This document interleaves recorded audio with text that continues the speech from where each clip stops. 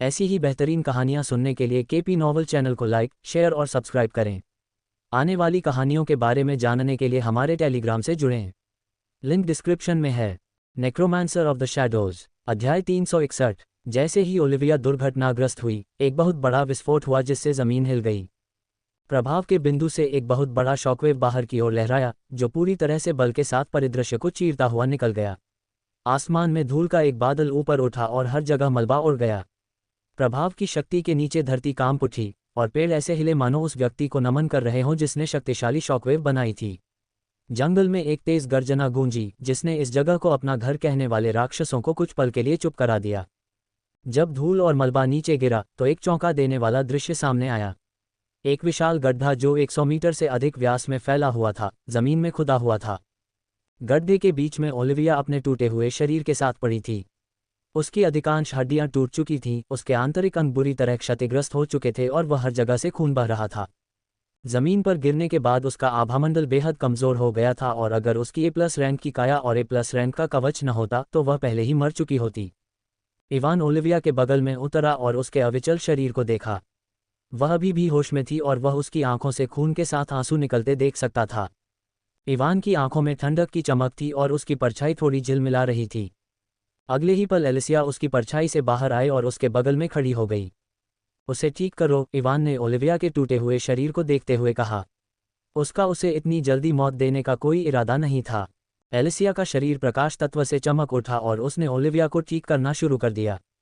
अचानक ओलिविया को अपने पूरे शरीर में एक गर्म एहसास फैलते हुए महसूस हुआ और उसे जो दर्द महसूस हो रहा था वह कम होने लगा। ओलिविया यह महसूस करके दंग रह गई और जानना चाहती थी कि क्या हो रहा है, लेकिन उसका शरीर अभी भी बुरी तरह घायल था और वह इधर उधर देखने के लिए अपना सिर भी नहीं हिला पा रही थी। जब एलिसिया उसे ठीक कर रही थी, इवान ने ओलिविया की स्टोरेज रिंग ले ली। उसने रिंग के अंदर क्या है यह नहीं देखा और बस उसे अपनी शैडो स्टोरेज के अंदर फेंक दिया। ग्रोथ लिंक स्किल से बूस्ट मिलने के बाद एलिसिया की हीलिंग पावर बढ़ गई, लेकिन फिर भी ओलिविया की चोटों को स्थिर करने में उसे 1 घंटा लग गया। जैसे ही ओलिविया को लगा कि वह हिल सकती है, उसके शरीर में काली रोशनी चमक उठी और वह उस जगह से 20 मीटर दूर चली गई जहां वह एक पल पहले थी। जैसे ही वह हिली, उसके हाथ में एक काली गेंद बन गई और उसने उसे इवान की ओर फेंक दिया। अंधा करने वाला अभिशाप। इवान ने काली गेंद को चकमा नहीं दिया और जब वह उसके पास आई तो उसने उसे दूर फेंक दिया। ये देखकर ओलिविया की आंखें कांप उठीं और उसने इवान पर तरह तरह के अभिशापों का इस्तेमाल करना शुरू कर दिया। नींद का अभिशाप, प्रेतवाधित का अभिशाप, खोए हुए का अभिशाप। सभी अभिशापों ने इवान को सफलतापूर्वक मारा, लेकिन उनमें से कोई भी उस पर काम नहीं आया। तुम क्या हो? ओलिविया ने डर से भरी आवाज में चिल्लाया जब उसने देखा कि एक भी अभिशाप उसके खिलाफ काम नहीं कर रहा है। इवान ने एक और गाली को दूर फेंका और ओलिविया को उसी ठंडी आंखों से देखा। लानत है, ओलिविया जानती थी कि वह इवान को कुछ नहीं कर सकती, इसलिए वह वहां से भागने के लिए मुड़ी। मुझे लगता है कि आपको एक नज़र डालनी चाहिए। लेकिन जैसे ही वह मुड़ी, उसके चारों ओर गुरुत्वाकर्षण बढ़ गया और वह एक पल के लिए संतुलन खो बैठी। जैसे ही ओलिविया ने संतुलन खोया, इवान उसके पीछे दिखाई दिया। उसने उसका सिर पकड़ लिया और उसका चेहरा जमीन पर पटक दिया। बूम! आह! बड़े गड्ढे के अंदर एक और छोटा गड्ढा दिखाई दिया और ओलिविया की कई चोटें फिर से खुल गईं। एक बार फिर उसकी चोटों से खून बहने लगा और वह दर्द से चिल्लाने लगी। लेकिन इवान वहां नहीं रुका। उसने उसके सिर का इस्तेमाल करके उसे फिर से उठाया और एक बार फिर उसका चेहरा जमीन पर पटक दिया। Boom boom boom! जब इवान ओलिविया के चेहरे को जमीन पर पटकना जारी रखता है तो एक के बाद एक धमाकेदार आवाजें गूंजती हैं। 1 मिनट बाद ओलिविया का चेहरा पूरी तरह से खराब हो गया था और कोई भी उसे पहचान नहीं पा रहा था। ये देखकर कि वह बेहोश होने वाली थी, इवान ने उसे एलिसिया की ओर लात मारी जिसने एक बार फिर उसे ठीक करना शुरू कर दिया। जब वह एक बार फिर से ठीक हो गई तो ओलिविया ने इस बार भागने की कोशिश नहीं की, बल्कि उसने हवा में तैर रहे काले मानव राक्षस को देखा। अभी जब उसने भागने की कोशिश की तो उसने स्पष्ट रूप से महसूस किया कि राक्षस ने उसे रोकने के लिए गुरुत्वाकर्षण हेरफेर का इस्तेमाल किया और वह केवल एक ही व्यक्ति को जानती थी जो गुरुत्वाकर्षण हेरफेर का इस्तेमाल कर सकता था। एडम, ओलिविया ने कांपती हुई आवाज में कहा। उसे विश्वास नहीं हो रहा था कि उसके सामने मौजूद मानव राक्षस एडम था। वह जानती थी कि कल किसी ने एडम को मार दिया था और लोग अभी भी अपराधी की तलाश कर रहे हैं। लेकिन जितना अधिक उसने मानव राक्षस को देखा, उतना ही उसे लगा कि यह एडम जैसा दिखता है। अचानक उसके दिमाग में एक और बात आई और उसने अन्य राक्षसों को भी देखा। ये देखकर कि इवान जिन सभी राक्षसों को नियंत्रित कर रहा था वे काले रंग के थे और उनकी बैंगनी रंग की ज्वलंत आंखें थीं, उसने सोचा कि इवान किसी तरह लोगों और राक्षसों को नियंत्रित कर सकता है। ये सोचकर कि वह उसे भी इन राक्षसों की तरह नियंत्रित करेगा, उसने उसे और भी अधिक भयभीत आंखों से देखा। मैं इस शैतान के हाथों में नहीं पड़ सकती, ओलिविया ने सोचा और अपनी छाती की जेब से एक स्टोरेज रिंग निकाली। इवान ने जब ये देखा तो वह भौहें चढ़ाने से खुद को नहीं रोक पाया। वह अल्बेलू को उसे रोकने का आदेश देने ही वाला था, ये सोचकर कि उसके पास स्टोरेज रिंग में भागने के लिए स्क्रॉल जैसा कुछ है, लेकिन जब उसने उसे स्टोरेज रिंग से एक अजीब बॉक्स निकालते देखा तो वह रुक गया। क्या ये वह बॉक्स है जो लियोन ने उसे दिया था? इवान ने बॉक्स को देखकर सोचा। ओलिविया ने बॉक्स को बाहर निकालने के बाद स्टोरेज रिंग को फेंक दिया और अनिश्चितता के साथ उसे देखा। लेकिन जल्द ही उसके चेहरे पर दृढ़ निश्चयी भाव दिखाई दिया और उसने उसमें से लाल तरल से भरी एक छोटी बोतल निकाली। मैंने सोचा था कि मैं इसका इस्तेमाल तभी करूंगी जब मेरा कीमियागर पुष्टि कर देगा कि इसका इस्तेमाल करने में कोई नुकसान नहीं है, ओलिविया ने सोचा और बोतल का कॉक खोल दिया। इवान ने उसे नहीं रोका और दूर से लाल तरल को देखा। मुझे उम्मीद है कि वे कमीने मुझसे झूठ नहीं बोल रहे थे, ओलिविया ने मन ही मन बुदबुदाया और लाल तरल पदार्थ पी लिया। ओलिविया ने एक ही झटके में पूरा तरल पदार्थ पी लिया और बोतल फेंक दी। जैसे ही उसने तरल पदार्थ पीना समाप्त किया, उसका शरीर बदलने लगा। आर्घ! ओलिविया के मुंह से चीख निकली क्योंकि उसकी पीठ से दो काले रंग के चमगादड़ जैसे पंख निकले। उसकी त्वचा का रंग काला हो गया और उसके शरीर से एक जानवर जैसी आभा निकलने लगी। उसका हाथ लंबे पंजों में बदल गया और उसके पैरों के नाखून लंबे हो गए। इवान ने ये देखकर भौहें ऊपर उठाईं क्योंकि उसे उसके शरीर से एक राक्षस की आभा निकलती हुई महसूस हो रही थी। साथ ही इवान को कालोस की याद आ गई जो वैलेरी से लड़ते हुए भी राक्षस बन गया था, लेकिन ओलिविया के विपरीत उसने रूपांतरित होने के लिए कोई तरल पदार्थ नहीं पिया। 10 सेकंड से भी कम समय में ओलिविया का रूप पूरी तरह बदल गया और वह इंसान की बजाय एक चमगादड़ राक्षस की तरह दिखने लगी। उसे पहले जो भी चोटें लगी थीं वे भी ठीक हो गईं और उसकी आभा पहले से कहीं ज़्यादा शक्तिशाली हो गई। भले ही वह एस रैंक तक नहीं पहुंची, लेकिन वह पहले से कहीं ज़्यादा शक्तिशाली थी। ये शक्ति, ओलिविया ने बड़बड़ाया, लेकिन उसकी आवाज़ एक महिला की आवाज़ के बजाय बहुत अजीब लग रही थी। जब तुम्हारे पास मौका था तब तुम्हें मुझे मार देना चाहिए था, अब वही प्लस बिजली वाला भेड़िया भी तुम्हें मुझसे नहीं बचा सकता, ओलिविया ने पागल आवाज़ में कहा और अपने पंख फड़फड़ाए। जैसे ही उसने अपने पंख फड़फड़ाए, वह काली रोशनी की किरण में बदल गई और तुरंत एडम के सामने आ गई जो हवा में मंडरा रहा था। इससे पहले कि एडम प्रतिक्रिया कर पाता, उसने अपने पंजों से उस पर वार किया और उसका एक हाथ काट दिया। इवान ने ये देखकर भौहें चढ़ा दी क्योंकि भले ही वह अस्थायी वेग का उपयोग कर रहा था, लेकिन उसे ओलिविया की गति के साथ तालमेल बिठाना मुश्किल लग रहा था। उसका एक हाथ काटने के बाद उसने एडम की छाती पर लात मारी और उसे ज़मीन पर गिरा दिया।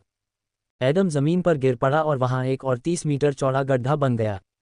जैसे ही उसने एडम को लात मारी, उसका कटा हुआ हाथ काले धुएं में बदल गया और गायब हो गया। ओलिविया को गायब हुए हाथ की परवाह नहीं थी और उसने एडम को चौंकते हुए देखा क्योंकि ज़मीन पर गिरने के बाद भी वह ऐसे खड़ा हो गया जैसे कुछ हुआ ही ना हो। तुमने वाकई उसे एक राक्षस में बदल दिया है जिसे दर्द भी महसूस नहीं होता, ओलिविया ने मुड़कर इवान से कहा। तुम जल्द ही उसके साथ मिल जाओगी, इवान ने ओलिविया को सुनते ही ठंडी आवाज़ में जवाब दिया। तुम्हें लगता है कि तुम अब भी मुझे हरा सकती हो, ओलिविया ने कहा और हंसने लगी। पहले तुम्हारे पास मुझे मारने का बढ़िया मौका था, लेकिन अब तुम्हारे लिए मुझे मारना असंभव है। ओलिविया के चारों ओर एक गहरा लाल आभा दिखाई दिया और वह इवान की ओर दौड़ी। चटक! लेकिन इससे पहले कि वह उस तक पहुंच पाती, बिजली की चमक ने उसे चारों तरफ से घेर लिया और अल्बेलू उसके सामने आ गया। मेरे रास्ते में मत आना, ओलिविया चिल्लाई और एक पक्षी राक्षस की तरह जोर से चीखी। ओलिविया के चीखने पर एक अजीब सी ध्वनि तरंग सभी दिशाओं में फैल गई और अल्बेलू आसमान से जमीन पर गिर गया। ध्वनि तरंग वास्तव में एक आध्यात्मिक हमला था जो सीधे लक्ष्य की आत्मा को प्रभावित करता है। इवान भी ओलिविया की चीख से प्रभावित था, लेकिन अपनी उच्च आध्यात्मिक शक्ति के कारण उसे उसके हमले से हल्का सिरदर्द महसूस हुआ। जब अल्बेलू नीचे गिरा तो ओलिविया ने इसे अनदेखा किया और एक बार फिर इवान की ओर दौड़ी। मुझे लगता है कि आपको इस पर एक नज़र डालनी चाहिए। इवान के सम्राट कोर के अंदर छाया ऊर्जा का मंथन हुआ और उसने अपनी पूरी शक्ति के साथ अस्थायी वेग का उपयोग किया। मर जाओ, ओलिविया एक पल में इवान के सामने प्रकट हुई और अपने तीखे पंजों का उपयोग करके उस पर वार किया। इवान ने एक कदम पीछे लिया और मुश्किल से उसके पंजे को चकमा दिया, लेकिन ओलिविया उस एक हमले के बाद नहीं रुकी और बार बार उस पर वार करती रही। एलिसिया के साथ अभ्यास करने के कारण, जो मूल रूप से एक क्लोज कॉम्बैट मास्टर है, इवान की प्रतिक्रिया की गति काफ़ी अच्छी थी। अपनी छाया ऊर्जा और प्रतिक्रिया की गति का उपयोग करके वह किसी तरह ओलिविया के सभी हमलों को चकमा देने में सक्षम था। ओलिविया क्रोधित हो गई जब उसने देखा कि इवान उसके सभी हमलों को चकमा दे रहा था, लेकिन जिस बात ने उसे सबसे अधिक परेशान किया वह ये थी कि भले ही वह उसके सभी हमलों को मुश्किल से चकमा दे रहा था, उसके चेहरे के भाव अभी भी वैसे ही थे जैसे कि उसे उसके हमलों की बिल्कुल भी परवाह नहीं है। तुम कमीने, ओलिविया ने गुर्राहट के साथ कहा क्योंकि उसके चारों ओर लाल आभा तीव्र हो गई थी। वह अपनी भावनाओं पर नियंत्रण खोने लगी और उसका जानवर जैसा स्वभाव उस पर हावी होने लगा। जैसे ही उसका जानवर जैसा स्वभाव उस पर हावी होने लगा, ओलिविया ने अन्य चीज़ों को पूरी तरह से अनदेखा कर दिया और इवान पर उग्र रूप से हमला करना शुरू कर दिया। उसकी हमला करने की शक्ति और गति एक ही समय में बढ़ गई। लेकिन उसके हमले की गति बढ़ने के बाद भी इवान उसके सभी हमलों को चकमा देने में सक्षम था।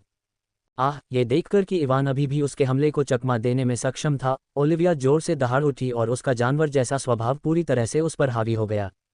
इवान की आंखें चमक उठीं जब उसने ये देखा क्योंकि वर्तमान में ओलिविया के पास बहुत सारे अवसर थे। अचानक ओलिविया को अपने दिमाग पर बहुत दबाव महसूस हुआ, जैसे कोई उसके दिमाग में सुई चुभ रहा हो और उसके हमले एक पल के लिए रुक गए। जैसे ही उसने हमला करना बंद किया, इवान की मुट्ठी के चारों ओर छाया ऊर्जा इकट्ठी हो गई और अभी भी मन को दबाने का उपयोग करते हुए उसने ओलिविया को मुक्का मारा। धमाका! एक धमाकेदार आवाज़ गूंजी और ओलिविया पीछे की ओर खिसक गई। उसके मुक्के का नतीजा देखकर इवान के चेहरे पर पहली बार भाव बदल गए। उसके मुक्के से ओलिविया की त्वचा पर सिर्फ एक सफ़ेद निशान बना और वह पूरी तरह से सुरक्षित थी। ऐसा लगता है कि उस तरल को पीने के बाद उसका बचाव एस रैंक पर पहुंच गया है। इवान के चेहरे पर जल्द ही भाव सामान्य हो गए और उसने शांति से सोचा, मैं तुम्हें मार डालूंगी। ओलिविया एक जानवर की तरह दहाड़ती हुई इवान पर एक बार फिर से टूट पड़ी। अगर इवान चाहता तो वह आसानी से छाया के कब्जे का इस्तेमाल करके उसे संभाल सकता था, लेकिन उसके बचाव को देखने के बाद भी उसे उस कौशल का उपयोग करने की कोई ज़रूरत महसूस नहीं हुई। उसकी राय में, जब तक कोई व्यक्ति एस रैंक वाला नहीं है, तब तक वह अपनी छाया ऊर्जा का उपयोग करके उससे निपट सकता है। जब तक उसके पास अपनी छाया ऊर्जा है, तब तक उसे अन्य शिकारियों से निपटने के लिए छाया कब्जे का उपयोग करने की आवश्यकता नहीं है। इवान ने ओलिविया के एक और हमले को चकमा दिया और उसे एक बार फिर मुक्का मारा।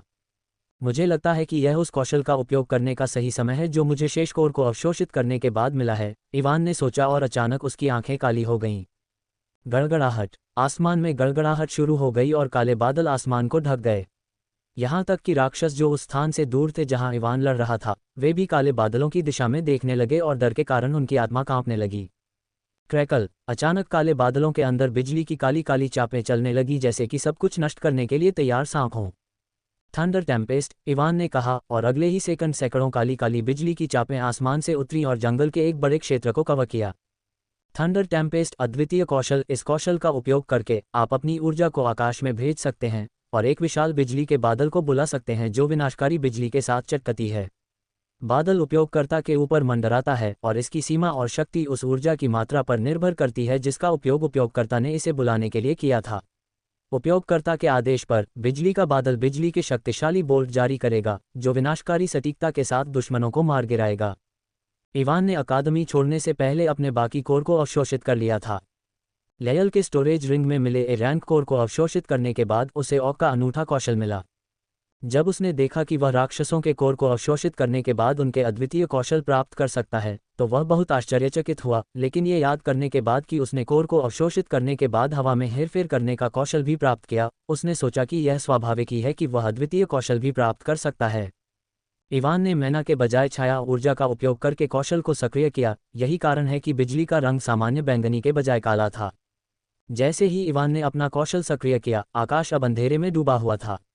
एक विशाल काला बादल पूरे आसमान में फैल गया। जैसे जैसे बादल गहरा और अधिक भयावह होता गया, काली रोशनी की चमक आबनूस के घूंघट को भेदती हुई पूरे विस्तार को एक भयानक चमक में रोशन कर रही थी। बादल के अंदर एक क्रोधित जानवर की तरह गरजने लगा, जिससे धरती की नींव हिल गई। मैं तुम्हें मार डालूंगा। ओलिविया ने आकाश में चमकने वाली बिजली की काली चापों की परवाह नहीं की और खून से लाल आंखों से इवान की ओर दौड़ी। वह पहले ही अपनी भावनाओं पर नियंत्रण खो चुकी थी और उसका जानवर स्वभाव पूरी तरह से उस पर हावी हो चुका था। अपनी वर्तमान स्थिति में वह इवान को मारने के अलावा और कुछ नहीं चाहती थी। क्रैकल! लेकिन इससे पहले कि वह उसके करीब पहुंच पाती, काली बिजली चमकने लगी और आसमान से विपत्ति बरसने लगी। गरजने वाले तूफान की सीमा बहुत बड़ी थी और ये लगभग 10 किलोमीटर के क्षेत्र को कवर कर रहा था। बादल से हजारों काली बिजली की चापें नीचे आ रही थीं और इवान उन सभी को नियंत्रित नहीं कर सकता था। भले ही उसकी आध्यात्मिक शक्ति बहुत अधिक थी, लेकिन एक अद्वितीय कौशल को सक्रिय करने के लिए छाया ऊर्जा का उपयोग करना अभी भी उसके दिमाग पर बहुत बड़ा बोझ था। भले ही वह हजारों बिजली की चापों को नियंत्रित नहीं कर सकता था, लेकिन 5 या 6 चापों को नियंत्रित करना उसके लिए कोई समस्या नहीं थी। जैसे ही ओलिविया उसकी ओर बढ़ी, आसमान से काली बिजली की 5 किरणें सांपों की तरह नीचे उतरीं। ओलिविया जो उसकी ओर बढ़ रही थी, उसे आखिरकार खतरे का एहसास हुआ और वह पीछे हटना चाहती थी, लेकिन इससे पहले कि वह पीछे हट पाती, बिजली की 5 किरणें उस पर गिर पड़ीं। अर्घे, मैं तुम्हें मार डालूंगा। दर्द के कारण ओलिविया की आंखें लाल हो गईं और उसने इवान को घूरते हुए खड़े होने की कोशिश की। मुझे लगता है कि आपको एक बार देखना चाहिए। क्रैकल, उसकी पागल नज़र देखकर इवान ने बस अपना हाथ हिलाया और 2 और काली बिजली की चापें उस पर लगीं। आह, वह एक बार फिर बिजली की शक्ति से ज़मीन पर गिर गई और इससे होने वाले दर्द ने उसे दर्द से चीखने पर मजबूर कर दिया। इवान उस पर बहुत ज़्यादा बिजली का इस्तेमाल नहीं करना चाहता था क्योंकि उसे अभी भी उसे एक छाया मरे हुए में बदलना था। एलिसिया उसके शरीर पर सामान्य क्षति को ठीक कर सकती थी, लेकिन उसे यकीन नहीं था कि वह छाया ऊर्जा के कारण उसके शरीर पर हुए नुकसान को ठीक कर पाएगी या नहीं। इवान ने एक बार फिर अपना हाथ हिलाया और इस बार सिर्फ एक बिजली की चाप ओलिविया की ओर आई, लेकिन ये बिजली की चाप उसकी पीठ पर खुले घाव पर लगी। आह, ओलिविया चीख उठी और दर्द के कारण उसकी आंखों में आखिरकार कुछ स्पष्टता आ गई। लाल तरल का असर कम होने लगा और उसकी आभा कम होने लगी। 10 किलोमीटर के क्षेत्र में तबाही मचाने वाली काली बिजली की चमक से जंगल में लगातार धमाके की आवाज़ गूंजने लगी। बिजली की किरणें बिना रोके नीचे गिरती हैं और अपने रास्ते में आने वाली हर दुर्भाग्यपूर्ण चीज़ को नष्ट कर देती हैं। बिजली के लगातार हमलों से धरती कांपने लगी। दरारें खुल गईं और धरती डर से कांपने लगी, मानो बिजली की ताकत का कोई मुकाबला ही न हो। 5 मिनट बाद बिजली का बादल गायब होने लगा और पीछे 10 किलोमीटर से भी ज़्यादा का इलाका पूरी तरह से नष्ट हो गया। नष्ट हो चुकी जमीन पर अभी भी काली बिजली की किरणें चमक रही थीं, जिससे ये बिजली का क्षेत्र बन गया। नष्ट हो चुकी जमीन के बीच में ओलिवा अपने चेहरे पर दर्द भरे भाव के साथ लेटी हुई थी। उसने जो लाल तरल पिया था उसका असर पहले ही खत्म हो चुका था। उसकी त्वचा का रंग सामान्य हो गया और उसके चारों ओर की जानवरों जैसी आभा गायब हो गई। लेकिन तरल का असर खत्म होने के बाद उसकी आभा बेहद कमज़ोर हो गई। वर्तमान में उसकी आभा बी रैंक के शिकारी से भी कमज़ोर थी और उसका पूरा शरीर गहरे घावों से भरा हुआ था। काले बादलों के गायब होने के बाद इवान ने अपने मंदिरों को रगड़ा और थोड़ा हल्का महसूस किया। वह पूरी तरह से छाया ऊर्जा से बाहर था और जब उसने थंडर टेम्पेस्ट कौशल को सक्रिय किया तो उसने अपनी अधिकांश आध्यात्मिक शक्ति का उपयोग किया। थोड़ा ठीक होने के बाद उसने ओलिविया को देखा और उसकी ओर चल दिया। अब जब उसके पास कोई ऊर्जा नहीं बची है तो यह इसे खत्म करने का सही समय है, इवान ने सोचा, और अगले ही पल उसके हाथ में 5 काले नाखून दिखाई दिए। रुको, ओलिविया ने डरावनी आवाज़ में चिल्लाया और चौंक कर जाग गई। उसका दिल तेज़ी से धड़क रहा था और उसकी सांसें अनियमित थीं क्योंकि वह अब तक के सबसे भयानक दुष्स्वप्नों में से एक की गिरफ्त से बाहर आई थी। उसका शरीर ठंडे पसीने से भीगा हुआ था और वह अभी भी कांप रही थी। इस बार तुम्हें आज़ाद होने में 10 मिनट लगे हो। अचानक ओलिविया ने एक ठंडी आवाज़ सुनी और उसके चेहरे का सारा रंग उड़ गया। उसके शरीर का कांपना तेज हो गया और वह निराशा से भरी नज़र से पलटी। जब वह पलटी तो उसकी निराशा भरी आंखें इवान की ठंडी काली आंखों से मिली, जो अलबेलू के सिर पर बैठा था और उसी ठंडी नज़र से उसे देख रहा था। चलो देखते हैं इस बार तुम्हें कितना समय लगेगा, इवान ने कहा और उसके हाथ में 5 काली कीलें दिखाई दीं। छाया कीलें। छाया की शक्ति का उपयोग करके आप एक बार में 5 शापित कीलें बना सकते हैं जो लक्ष्य की छाया से टकराने पर लक्ष्य के शरीर को स्थिर कर सकती हैं। 3% संभावना है कि लक्ष्य को शैडो नेल द्वारा स्थिर किए जाने के बाद दुष्स्वप्न अभिशाप प्राप्त होगा और वह दुष्स्वप्न भ्रम में पड़ जाएगा। यदि लक्ष्य की आत्मा शक्ति पर्याप्त रूप से मजबूत नहीं है तो वह दुष्स्वप्न भ्रम को छोड़ने में सक्षम नहीं होगा और भ्रम में अपना जीवन खोने पर वह वास्तविकता में भी अपना जीवन खो देगा। कृपया नहीं। ओलिविया का दिल उसकी छाती में धड़क रहा था जब उसने कीलों को देखा और इवान से विनती की। उसकी आवाज़ कांप रही थी और उसकी आंखें हताशा से भरी हुई थीं। कृपया मुझ पर अपने दुष्स्वप्न कौशल का उपयोग करना बंद करो, मैं इसे और नहीं सह सकती। इवान ने पहले ही उस पर 100 से अधिक शापित स्पाइक्स का उपयोग किया था और इस दौरान दुष्स्वप्न भ्रम 4 बार सक्रिय हुआ। ओलिविया का शरीर उन दुष्स्वप्नों के बारे में सोचते ही कांप उठा। पहले दुष्स्वप्न में उसे जिंदा जलाया जा रहा था, दूसरे दुष्स्वप्न में कुछ राक्षस उसके अंगों को चीरकर उसे जिंदा खा रहे थे। अन्य 2 दुष्स्वप्न भी उसके लिए समान रूप से भयानक थे। भले ही वे भ्रम थे और वह उनसे सफलतापूर्वक मुक्त हो गई, फिर भी वह जिंदा जलने और अन्य भयावह अनुभवों की अनुभूति महसूस कर सकती थी। वह लगभग 1 मिनट में पहले दुष्स्वप्न भ्रम से मुक्त होने में सक्षम थी, लेकिन उसके लिए दुष्स्वप्न भ्रम से मुक्त होना कठिन होता जा रहा था। अगर वह अपनी सबसे अच्छी स्थिति में होती तो वह कुछ ही सेकंड में भ्रम से मुक्त हो सकती थी, लेकिन उस लाल तरल का उपयोग करने और इवान द्वारा पीटे जाने के बाद उसके पास बहुत अधिक शक्ति नहीं बची थी। इसके अलावा वे दुष्स्वप्न सामान्य नहीं हैं और धीरे धीरे उसकी आत्मा को नुकसान पहुंचा रहे थे। दुष्स्वप्न भ्रम का उपयोग करके इवान धीरे धीरे उसकी आत्मा को चीर रहा था, जिससे उसे सबसे दर्दनाक और भयावह मौत मिल रही थी। अगर तुम मुझे मारना चाहते हो तो मुझे सामान्य तरीके से मार डालो, ओलिविया ने विनती की। उसकी आवाज़ फट गई। कृपया मुझ पर अपने दुष्वप्न कौशल का उपयोग करना बंद करो। ओलिविया की बात सुनकर इवान के चेहरे पर एक ठंडा और अलग भाव था, जो उसकी परेशानी से अप्रभावित लग रहा था। उसने अपना हाथ हिलाया और उसकी छाया की ओर 5 शापित कीलें फेंकी। नहीं, ओलिविया चिल्लाई। वह कीलों से बचने के लिए दूर जाना चाहती थी, लेकिन उसका शरीर बहुत कमज़ोर था और इससे पहले कि वह दूर जा पाती, कीलों ने उसकी परछाई को घायल कर दिया। जैसे ही कीलों ने उसकी परछाई को घायल किया, ओलिविया का शरीर जम गया और वह हिल नहीं पा रही थी। उसका चेहरा आतंक से भरा हुआ था और वह इवान को भीख मांगती आंखों से देख रही थी। इवान ने ओलिविया की भीख मांगने वाली नज़र की परवाह नहीं की और जब उसने देखा कि दुष्वप्न भ्रम सक्रिय नहीं हुआ तो उसने 5 और कीलें फेंकी। जब उसने नई कीलें बनाईं, तो उसने पहले जो 5 कीलें फेंकी थीं वे गायब हो गईं और ओलिविया एक बार फिर अपने शरीर को हिलाने में सक्षम हो गई। लेकिन इससे पहले कि वह एक कदम भी पीछे हट पाती, इवान ने उसकी परछाई को 5 नई छाया कीलों से घायल कर दिया। इस बार भी दुष्वप्न भ्रम सक्रिय नहीं हुआ, लेकिन इवान ने परवाह नहीं की और 5 और कीलें बना दीं। इस बार जब उसने उसकी परछाई को कीलों से घायल किया, तो उसके सामने एक सूचना प्रकट हुई। दुष्वप्न अभिशाप सक्रिय, आपका लक्ष्य दुष्वप्न भ्रम में पड़ जाएगा। जैसे ही इवान के सामने अधिसूचना दिखाई दी, ओलिविया को लगा कि उसकी दृष्टि धुंधली हो रही है और अगले ही पल उसने खुद को एक अंधेरे कमरे में पाया। दुष्वप्न के अभिशाप के कारण उसका दिमाग धुंधला हो गया और वह भूल गई कि वह एक भ्रम के अंदर है। अंधेरे कमरे के अंदर ओलिविया को केवल एक ही चीज़ महसूस हुई, भूख। उसे जो भूख महसूस हुई वह इतनी तीव्र थी कि उसे लगा कि वह मर जाएगी। मुझे लगता है कि आपको इसे देखना चाहिए। ओलिविया ने अपना पेट पकड़ लिया और धुंधली आंखों से कमरे के चारों ओर देखते हुए ज़मीन पर गिर गई। खाना, मुझे खाना चाहिए, ओलिविया ने कर्कश आवाज़ में कहा। वह खाने के लिए कुछ ढूंढते हुए अंधेरे कमरे में इधर उधर घसीटती रही, लेकिन कमरा बहुत छोटा था और उसके अंदर कुछ भी नहीं था। अचानक ओलिविया को लगा कि उसकी भूख बढ़ गई है और कुछ खाने की उसकी इच्छा 100 गुना बढ़ गई है। भले ही उसने पहले ही पूरा कमरा छान मारा था, फिर भी वह खाने के लिए कुछ ढूंढने के लिए इधर उधर देखने लगी। लेकिन कमरा पूरी तरह से खाली था और उसे कुछ भी नहीं मिला। ग्रुग, ओलिविया का पेट गुर्राया और उसने उसे कसकर पकड़ लिया। जब उसने अपना पेट पकड़ा, तो उसकी नज़र उसके हाथ पर पड़ी।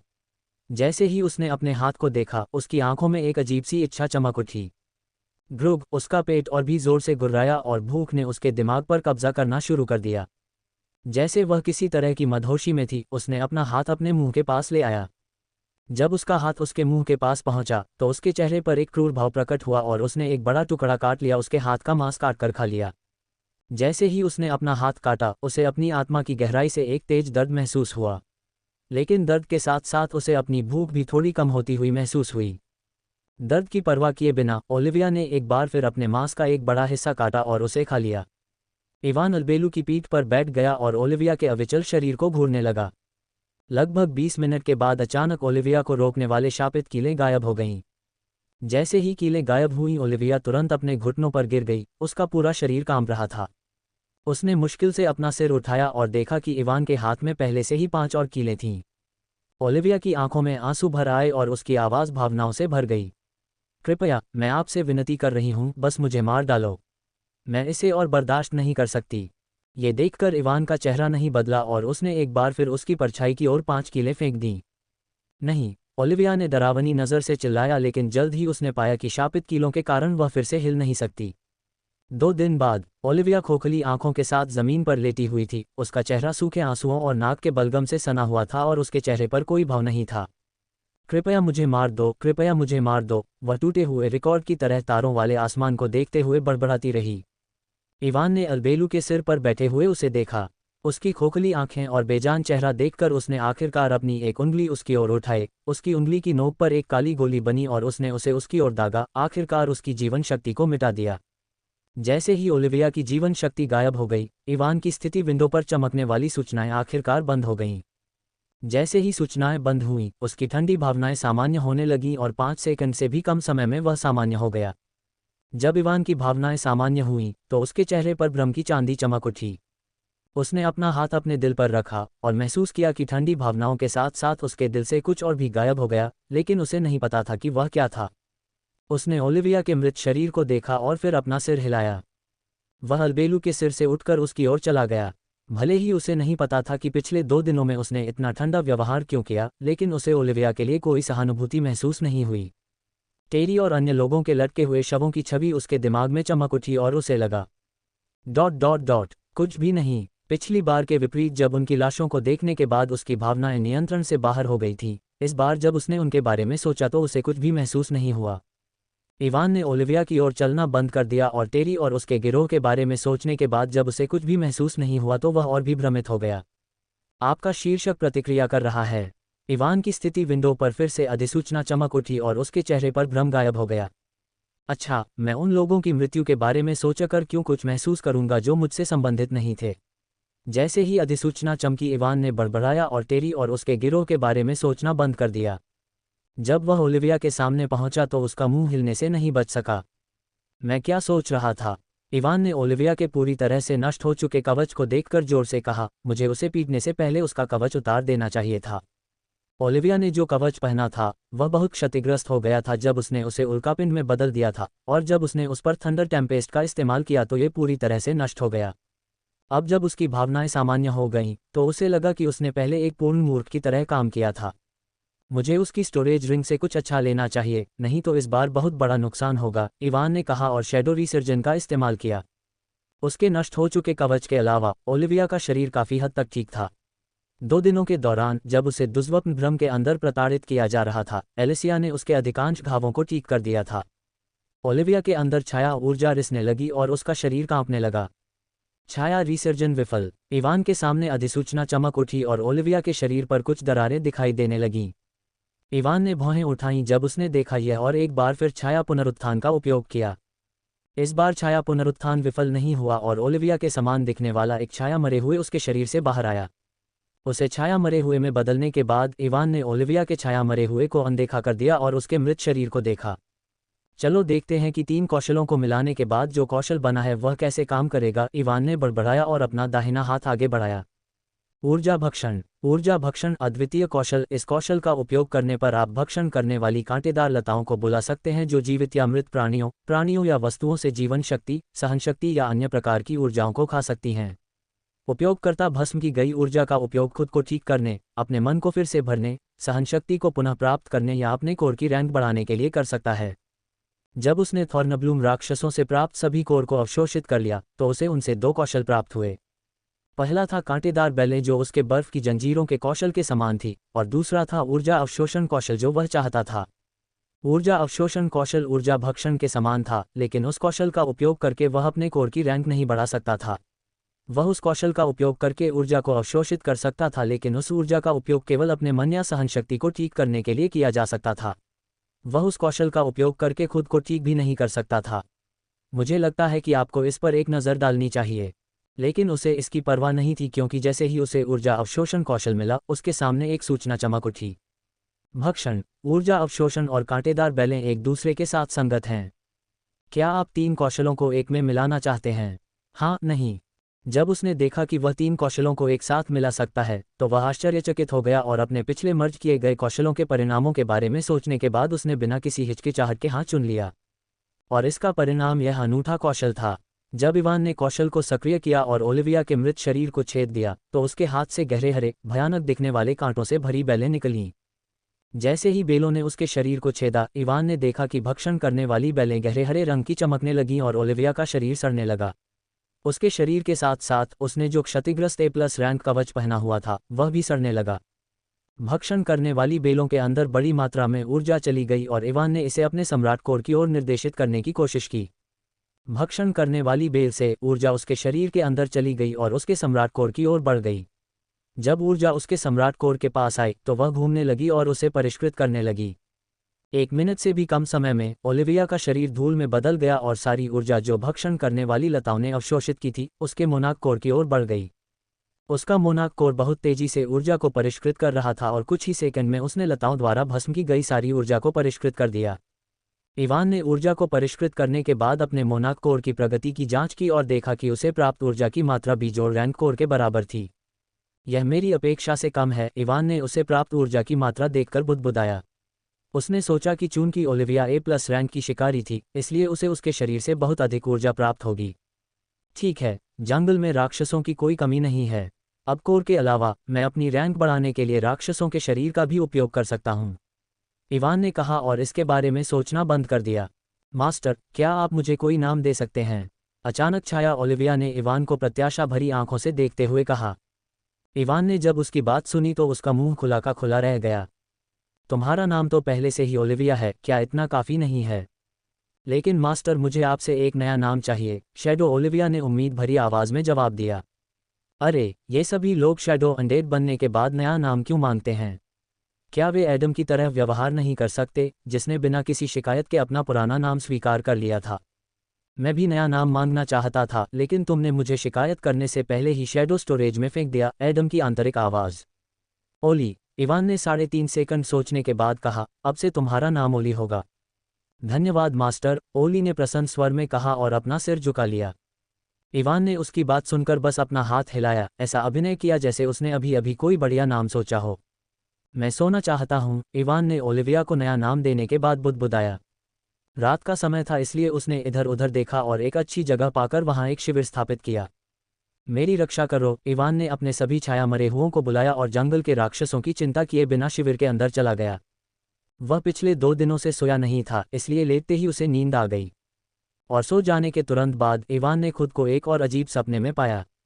मुझे बचाने के लिए धन्यवाद, एक महिला ने कहा, जिसके लंबे काले बाल, गहरी काली आंखें और आकर्षक शरीर के साथ एक सुंदर चेहरा था। उसकी काली पोशाक खून से सनी हुई थी और वह गंभीर रूप से घायल दिख रही थी। मैंने तुम्हें नहीं बचाया, एक आदमी ने जवाब दिया, जिसके कंधे तक काले बाल, गहरी काली आंखें और राक्षसी दिखने वाला सुंदर चेहरा था। इन लोगों ने मुझे देखते ही मुझ पर हमला कर दिया, इसलिए मेरे पास उन्हें मारने के अलावा कोई विकल्प नहीं था। महिला कुछ कहने ही वाली थी कि उसने देखा कि 4 पंखों और बैंगनी आंखों वाला एक काला कोन जैसा दिखने वाला मानव राक्षस उस आदमी के पीछे प्रकट हुआ और उसे ठीक करना शुरू कर दिया।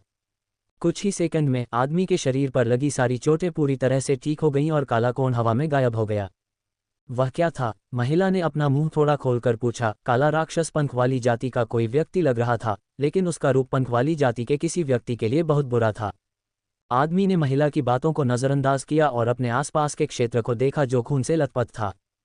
खून से लथपथ इलाके में 5 विशालकाय ड्रैगन और 10 अजीबोगरीब मशीनी दिखने वाले राक्षसों के शव बेसुध पड़े थे। ड्रैगन सैकड़ों मीटर के आकार के थे और उनके शरीर से अभी भी बड़े घावों से खून बह रहा था। भले ही ड्रैगन और मशीनी दिखने वाले राक्षस मर चुके थे, फिर भी उनके शरीर से एक भयानक आभा निकल रही थी। ड्रैगन को मारने के बाद तुम बच नहीं पाओगे, एक महिला जिसके सिर पर 2 घुमावदार क्रिस्टल जैसे सींग थे ने कहा। वह जमीन पर लेटी हुई थी और उसके अंग गायब थे। अगर उसके दांत टूटे न होते और नाक खराब न होती तो उसका चेहरा काफी सुंदर होता। उसके पेट में एक बड़ा छेद था और उसमें से बेकाबू खून बह रहा था। महिला की धमकी सुनने के बाद आदमी ने कुछ नहीं कहा। काली ऊर्जा ने उसके हाथ को ढंक दिया, जिसने एक तेज ब्लेड का रूप ले लिया।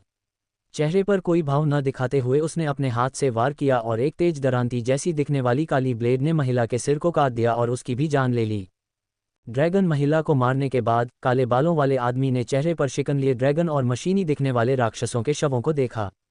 अगर आपको ड्रैगन की चिंता है तो आप आराम कर सकते हैं, उसके चेहरे पर शिकन देखकर घायल काले बालों वाली महिला ने कहा। एक बार जब मैं उस कुतिया आकाश के जहर से उबर जाऊंगी तो मैं ड्रैगन से खुद ही निपट लूंगी। आपको उनके बारे में चिंता करने की जरूरत नहीं है। महिला की बात सुनकर आदमी ने पलटकर उसकी ओर ऐसे देखा जैसे सचमुच पूछ रहा हो, तुम किस तरह की बकवास कर रही हो? क्या? महिला ने पूछा। जब पुरुष ने उसकी ओर देखा तो उसे अजीब लगा। मुझे उन छिपकलियों की क्या परवाह है, पुरुष ने कहा और शवों की ओर देखा। मैं बस सोच रहा था कि मैं उन्हें किस तरह के नाम दूं। महिला, उसके सिर के ऊपर प्रश्न चिन्ह दिखाई दिए और उसने भ्रमित चेहरे से उसकी ओर देखा। क्या नाम? तुम उनके शवों को नाम क्यों देना चाहते हो? क्या यह मृतकों के प्रति सम्मान दिखाने का उसका तरीका है? उसके मन में कई सवाल थे, लेकिन उसने कुछ भी न पूछने का फैसला किया। जब पुरुष शवों को देख रहा था तो महिला ने उसे बगल से देखा। अचानक उसने देखा कि उसके कान लंबे और तीखे थे, जो कल्पित बौनों के कानों की तरह दिख रहे थे। क्या वह आधा कल्पित बौना है? महिला ने सोचा जब उसने उसके तीखे कान देखे। ठीक है, मैंने फैसला कर लिया है, अचानक आदमी ने जोर से कहा और उसके शरीर से काली ऊर्जा निकल आई। काली ऊर्जा को देखकर महिला की आंखें कांप उठीं और उसका मुंह खुला का खुला रह गया। उसने इतनी शक्तिशाली वैचारिक ऊर्जा बनाने के लिए किस तरह की अवधारणा का इस्तेमाल किया? महिला ने लार को निगलते हुए सोचा। उसे छाया तत्व से बहुत लगाव था, इसलिए वह आसानी से काली ऊर्जा की शक्ति को महसूस कर सकती थी। काली ऊर्जा मृत शरीरों के अंदर चली गई और अगली बात जो हुई उससे वह सदमे के कारण लगभग बेहोश हो गई। अचानक 5 विशालकाय काले ड्रैगन महिला और 10 यांत्रिक दिखने वाले राक्षस उनके शरीर से बाहर आ गए। बाहर आने के बाद सभी ने अपना सिर नीचे किया और उस आदमी को श्रद्धा भरी आंखों से देखा। यहाँ क्या हो रहा है? महिला ने एक कदम पीछे हटकर अपनी पीठ के बल लेटकर अपनी आंखें चौड़ी करके उस दृश्य को देखा। उस आदमी ने उसके सदमे की परवाह नहीं की और उस ड्रैगन महिला की ओर इशारा किया जिसने उसे पहले धमकी दी थी। मुझे लगता है कि आपको एक नज़र डालनी चाहिए। तुम मरने से पहले एक क्रिस्टल ड्रैगन थे, अब से तुम्हारा नाम CD43 होगा। Crystal dragon number 43। समझ गए मास्टर? इवान की बात सुनकर CD43 ने अपना सिर हिलाया। ड्रैगन महिला के बाद उसने 5 विशाल ड्रैगनों को देखा। तुम एक अग्नि ड्रैगन थे इसलिए तुम्हारा नाम FD11 होगा। तुम एक पवन ड्रैगन थे इसलिए तुम्हारा नाम WD26 होगा। अन्य 3 ड्रैगनों को भी उसी के अनुसार नाम मिले। ड्रैगन के बाद उसने मशीनी दिखने वाले राक्षसों को देखा। तुम 10 मेचेरॉइड प्रजाति के थे इसलिए अब से तुम्हारे नाम बाएं से दाएं M15 से M24 होंगे। जब महिला ने अपने काले राक्षसों को दिए गए नामों को सुना तो वह पूरी तरह से अचंभित रह गई। तो इतने लंबे समय तक सोचने के बाद वह ऐसे बेकार नाम लेकर आया? महिला ने अवाक होकर सोचा। चलो चलते हैं। नाम बताने के बाद आदमी ने अपना हाथ हिलाया और अपने काले राक्षसों से कहा। जैसे ही उसने अपना हाथ हिलाया उसके सामने खड़े सभी राक्षस गायब हो गए और वह महिला की ओर देखे बिना ही चलने लगा। रुको! उसे जाते हुए देखकर महिला जल्दी से खड़ी हो गई और उसके पीछे चली गई। उसकी बात सुनकर आदमी ने मुड़कर चेहरे पर शिकन के साथ पूछा। क्या मैं तुम्हारे साथ आ सकती हूँ? महिला ने अपनी चोटें दिखाते हुए पूछा। नहीं, आदमी ने कहा और जाने के लिए मुड़ गया। महिला इस तत्काल अस्वीकृति के कारण स्तब्ध हो गई और कुछ सेकंड तक प्रतिक्रिया करने में सक्षम नहीं थी। अपनी स्तब्ध अवस्था से बाहर आने के बाद वह जल्दी से एक बार फिर उस आदमी के पीछे चली गई। रुको! वह उसके सामने आकर बोली। अब क्या? आदमी ने थोड़े नाराज स्वर में पूछा। मुझे जहर दिया गया है और मुझे इसे डिटॉक्स करने के लिए आपकी मदद चाहिए, महिला ने अपनी त्वचा दिखाते हुए कहा जो धीरे धीरे नीली पड़ रही थी। मुझे आपकी मदद क्यों करनी चाहिए? आदमी ने उसके जहर की परवाह किए बिना पूछा। मैं आपको जानती भी नहीं, आपको क्यों लगता है कि मैं आपकी मदद करके अपना समय बर्बाद करूंगी? मैं आपकी मदद करने के लिए आपको उच्च स्तरीय कलाकृतियां दे सकती हूं, महिला ने एक स्टोरेज रिंग निकालते हुए कहा। मैं कलाकृतियों का उपयोग नहीं करती हूं, आदमी ने स्टोरेज रिंग को देखते ही तुरंत जवाब दिया। महिला ने जब उसकी बात सुनी तो वह एक बार फिर चकित हो गई और कुछ भी बोलने में सक्षम नहीं थी। उसकी चकित नज़र देखकर आदमी ने आह भरी। उसने पूछने से पहले एक पल सोचा, क्या तुम खाना बना सकती हो? महिला ने उसकी बात सुनकर अपनी चकित अवस्था से बाहर आकर अपना सिर हिलाया।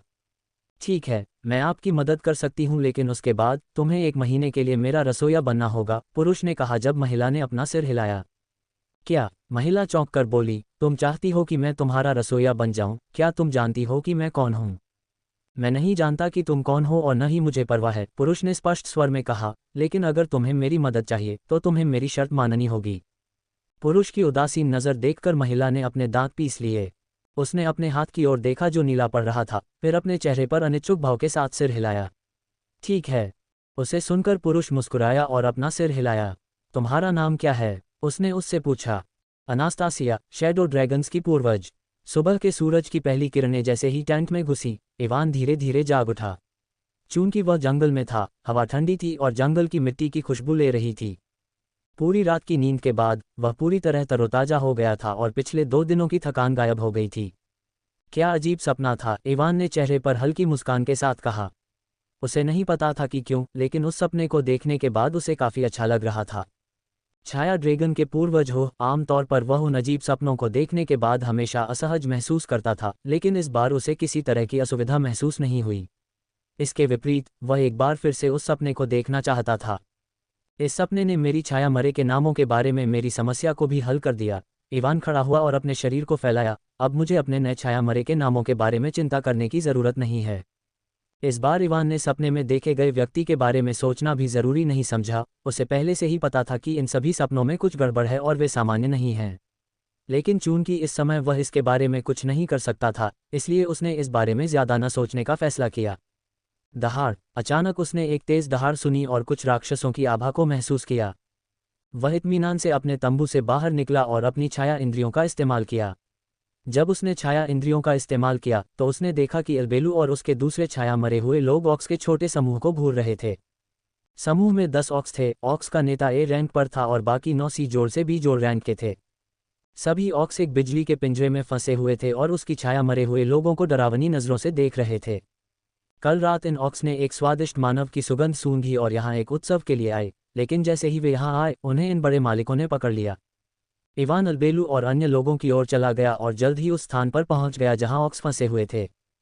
कल सोने से पहले उसने अपने छाया मरे हुओं से कहा कि यदि संभव हो तो कुछ राक्षसों को जीवित पकड़ ले, क्योंकि वह एक जीवित प्राणी पर अपनी ऊर्जा भक्षण कौशल का परीक्षण करना चाहता था।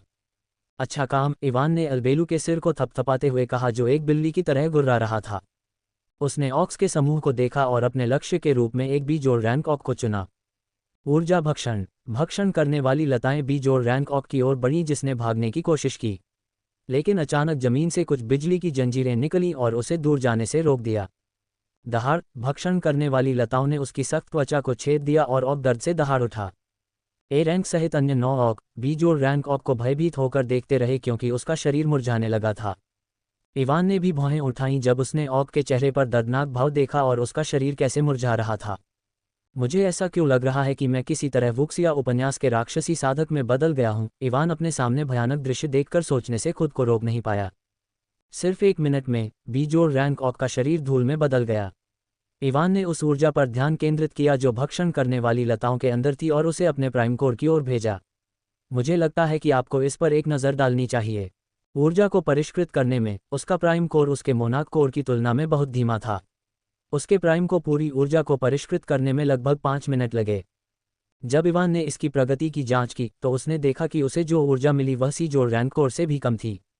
यह क्या बकवास है, इवान ने अपने चेहरे पर हैरान भाव के साथ कहा कि उसे कितनी ऊर्जा मिली है। वह ऑक एक बीजोड़ रैंक का राक्षस था और अगर मैंने उसे ऊर्जा भक्षण करने के बजाय सामान्य रूप से मार दिया होता तो मैं उसके अंदर एक कोर भी पा सकता था। इवान अपने प्राइम कोर को मिली ऊर्जा की मात्रा से बहुत परेशान था, लेकिन अचानक उसे कुछ याद आया और उसकी आंखें चमक उठीं। मैं गलत हो सकता हूं, लेकिन मैं जल्द ही इसकी पुष्टि कर पाऊंगा, इवान ने बड़बड़ाया और शेष 9 ऑक को देखा जो कांप रहे थे। 9 ऑक में से 1 ए रैंक का था, 2 बी जोड़ रैंक के थे, 3 बी रैंक के थे और 3 सी जोड़ रैंक के थे। मैं टूर्नामेंट के लिए कुछ दिनों में सेंट्रल सिटी जाऊंगा। मेरे शैडो सेव में अभी भी कई स्लॉट बचे हैं। चलो शहर वापस जाने से पहले उन सभी को भर देते हैं। उनके शरीर को नुकसान पहुंचाए बिना उन्हें मार डालो, इवान ने अल्बेलू से कहा जो जोर से चिल्लाया। बिजली का पिंजरा जो ऑक्स को फंसा रहा था जल उठा और उसमें से बैंगनी बिजली की कई किरणें निकलीं। बिजली की किरणें ऑक्स के शरीर को छेदती हुई उनके दिमाग में चली गईं और उन्हें तुरंत मार डाला। ऑक्स के मरने के बाद इवान ने शैडो रिस्ट्रक्शन को सक्रिय किया और उसके सामने 9 शैडो ऑक्स प्रकट हुए। ग्रोथ लिंक स्किल सक्रिय। चूंकि समूह में कई निम्न स्तर के ऑक्स थे, इसलिए उसका ग्रोथ लिंक स्किल सक्रिय हो गया। बी जोड़ रैंक से नीचे के सभी ऑक्स की रैंक आसमान छू गई और वे बी जोड़ रैंक पर पहुंच गए। इस बीच बी जोड़ रैंक के ऑक्स को ग्रोथ लिंक स्किल से अच्छी शक्ति मिली। इवान ने अपने अधिकांश शैडो अनडेड को वापस बुला लिया और केवल अल्बेलू, A1, A2, एडम और ओली को पीछे छोड़ दिया। चलो एक छोटे से शिकार पर चलते हैं, इवान ने अपने ए रैंक के शैडो अनडेड से कहा और वे सभी जंगल में भाग गए। उनकी तेज गति के कारण 2 घंटे से भी कम समय में इवान के शैडो सेव के 50 स्लॉट भर गए।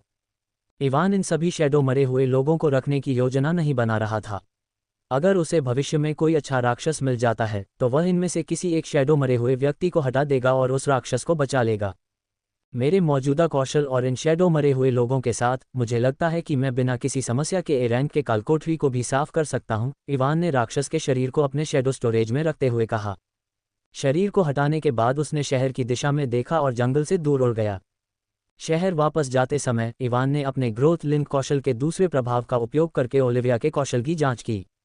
जो लोग शाप में विशेषज्ञ होते हैं वे बहुत कम होते हैं, इसलिए इवान उसके कौशल के बारे में जानने के लिए उत्सुक था। जब उसने उसके सोल ऑब्लिटेरेशन कौशल के विवरण देखे तो वह सिहर उठा।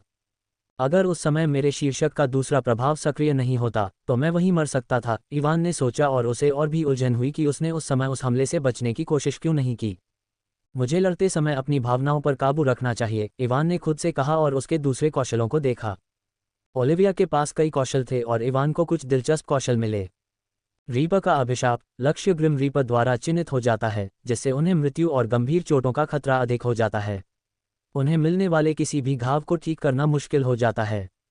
अगर मैं लड़ाई से पहले अपने प्रतिद्वंद्वी पर इस अभिशाप का उपयोग करता हूं तो मेरे गंभीर चोट पहुंचाने की संभावना बढ़ जाएगी, इवान ने अपनी ठुड्डी को रगड़ते हुए कहा। विश्वासघात का अभिशाप। यह अभिशाप लक्ष्य के मन में अविश्वास और विश्वासघात के बीच बोता है। वे अपने सहयोगियों के इरादों पर संदेह करना शुरू कर देते हैं, जिससे समूह के भीतर संघर्ष और व्यवधान पैदा होते हैं। जब इवान ने यह अभिशाप देखा तो उसका मुंह खुला का खुला रह गया। यदि समूह लड़ाई के दौरान इसका उपयोग किया जाता है तो यह अभिशाप अराजकता पैदा कर सकता है। इवान ने एक ऐसे दृश्य के बारे में सोचते हुए जोर से कहा जहां लोग अपने सहयोगियों, दोस्तों या टीम के साथियों पर संदेह करना शुरू कर देंगे। प्रेतवाधित का अभिशाप लक्ष्य दुष्ट आत्माओं से ग्रस्त है, जिससे मतिभ्रम, बुरे सपने और व्यामोह होता है। निरंतर मनोवैज्ञानिक पीड़ा लक्ष्य के लिए ध्यान केंद्रित करना मुश्किल बनाती है। अन्य अभिशाप भी थे और उनमें से अधिकांश को देखने के बाद इवान एक बात के बारे में निश्चित था। उसके व्यक्तित्व की तरह ओलिविया के सभी कौशल क्रूर हैं। इवान ने उसके कौशल को देखना बंद कर दिया और अपनी उड़ान की गति बढ़ा दी। क्रैकल, बूम, हवा और बिजली उसके छाया पंखों के चारों ओर चक्कर लगाती है और वह प्रकाश की किरण में बदल जाता है जिसने तुरंत ध्वनि अवरोध को तोड़ दिया।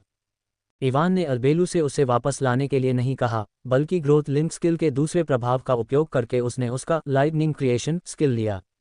अब अल्बेलू की तरह ही वह भी अगले 3 दिनों तक बिजली बना और नियंत्रित कर सकता है। हालांकि वह 1000 किलोमीटर से ज्यादा दूर था, लेकिन उसे शहर पहुंचने में 1 घंटे से भी कम समय लगा। वह शहर के प्रवेश द्वार से कुछ दूर उतरा और पैदल ही वहां गया। जब इवान शहर के प्रवेश द्वार पर पहुंचा तो उसने पाया कि प्रवेश द्वार पर सुरक्षा बहुत कड़ी थी। उसने प्रवेश द्वार पर 2 ए रैंक के शिकारी भी खड़े देखे। मुझे लगता है कि आपको एक नज़र डालनी चाहिए। लेकिन जब उसने सोचा कि उसने पिछले कुछ दिनों में क्या किया है तो उसे यह स्वाभाविक लगा कि शहर की सुरक्षा सामान्य से ज्यादा है।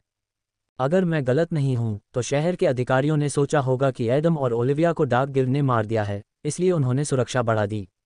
इवान ने शहर के प्रवेश द्वार के सामने पहुंचते ही सोचा, तुम्हारा शिकारी कार्ड? प्रवेश द्वार पर खड़े सुरक्षा गार्ड ने उससे पूछा जैसे ही वह वहां पहुंचा। इवान ने उसे अपना हंटर कार्ड दिया और पूछा, सुरक्षा सामान्य से अधिक क्यों है? ट्वाइलाइट मून के गिल्ड मास्टर का 2 दिन पहले अपहरण कर लिया गया था। शहर के अधिकारियों को संदेह था कि यह डार्क गिल्ड का काम है, इसलिए वर्तमान में पूरा शहर हाई अलर्ट पर है। सुरक्षा गार्ड ने इवान के कार्ड को स्कैन करते हुए कहा। वह एक जोड़ रैंक की शिकारी थी और फिर भी उसका अपहरण कर लिया गया। ये कैसे संभव है? गार्ड की बात सुनकर इवान ने बाहर से चौंकते हुए भाव दिखाए, लेकिन अंदर से वह मुस्कुरा रहा था।